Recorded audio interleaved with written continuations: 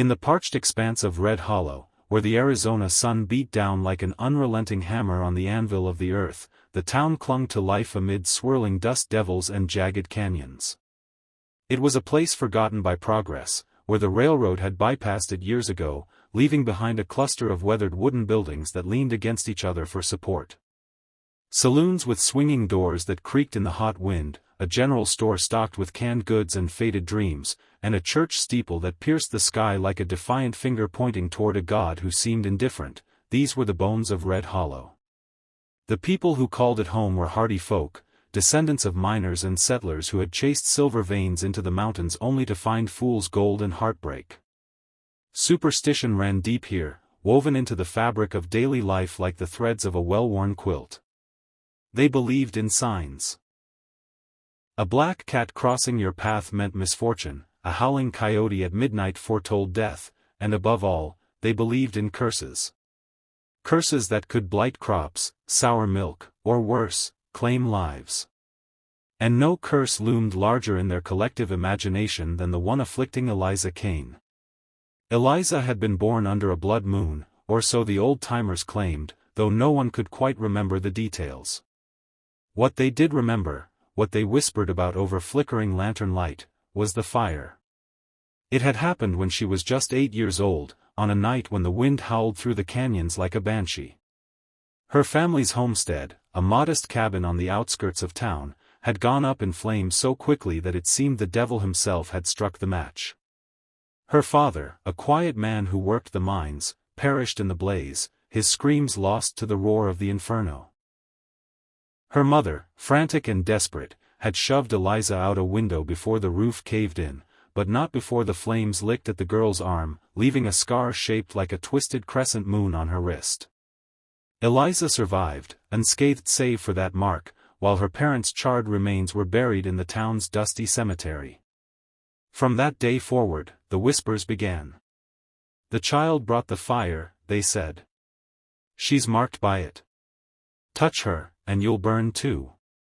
Children who once played with her scattered like leaves in the wind, their parents pulling them away with stern warnings. Merchants shortchanged her at the market, afraid to brush fingers when handing over coins. Even the preacher, Reverend Harlan, with his fire and brimstone sermons, avoided her gaze during Sunday services, as if her presence might taint the holy water. As the years passed, the curse grew in the telling. A rancher who accidentally bumped into her at the fair lost his prize bull to a sudden illness the next day. A young suitor who dared to ask her to dance at a barn raising fell from his horse and broke his leg weeks later.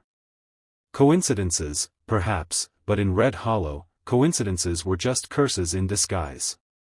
By the time Eliza turned 23, she had become a ghost in her own town, visible but untouchable. She lived alone in the rebuilt cabin, tending a small garden of herbs and vegetables that she sold at the weekly market. Her remedies were sought after, ironically, her salves healed wounds, her teas eased fevers, but buyers left payment on a tin plate at her stall, never daring to hand it to her directly. Eliza's beauty only amplified the fear. Her hair fell in dark, unruly waves down her back, framing a face with high cheekbones and eyes the color of desert sage, green and piercing, as if they could see through the souls of those who shunned her. She moved with a quiet grace, her dresses simple and mended, but there was a fire in her step, a resilience that refused to be extinguished. Yet beneath it all, loneliness gnawed at her like a persistent coyote. She had learned to armor herself with solitude, but on quiet nights, when the stars wheeled overhead and the wind whispered through the mesquite, she wondered if the curse was real, not some supernatural affliction, but the poison of their words, isolating her more effectively than any spell. It was into this cauldron of suspicion that Jack Tanner rode one sweltering afternoon in late summer. The year was 1887, and the West was still wild, though the edges were fraying with the advance of civilization. Jack was a drifter, a cowboy by trade, with a past as shadowed as the canyons he traversed. Born in Texas to a family of cattlemen, he had left home at 16 after a feud with his father over a stolen horse, or so the story went. In truth, it was more complicated. A love affair gone wrong, a duel at dawn, and a trail of regrets that stretched from the Rio Grande to the Rockies. Jack was 30 now, tall and lean, with sun-browned skin and hair the color of weathered oak. His eyes were gray, like storm clouds gathering, and they missed nothing. He wore a faded blue shirt, leather chaps scarred from thorny brush, and a Stetson hat pulled low to shade his face. Slung low on his hip was a Colt revolver, its grip worn smooth from use, and across his saddle was a Winchester rifle. His horse, a sturdy sorrel mare named Rosie, carried him with the easy rhythm of long companionship. Jack wasn't running from the law, at least not anymore, but he wasn't seeking roots either.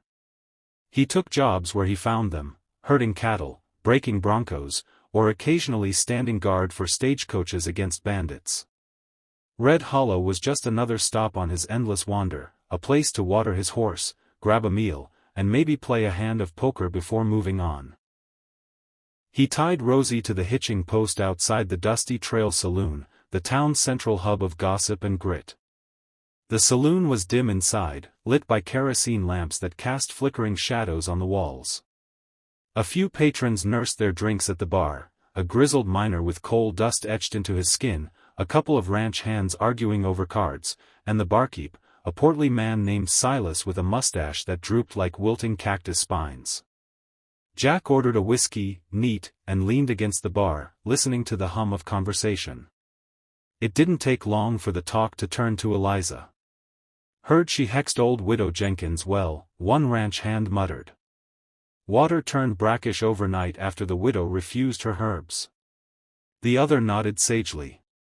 Aye, and don't forget about young Billy Thorne. Touched her hand by accident at the market, next thing, his ma takes ill and dies. Girl's poison, I tell ya. Silas polished a glass, chiming in. Steer clear if you're new in town, stranger. Eliza Kane's cursed. Touch her, and you'll regret it. Jack sipped his whiskey, the burn steadying him. Cursed how? He asked, his voice low and even, carrying the drawl of southern plains. Silas leaned in, eyes wide. Fire took her folks when she was a kid. She walked out without a scratch, 'cept that mark on her wrist. Devil's brand, they say.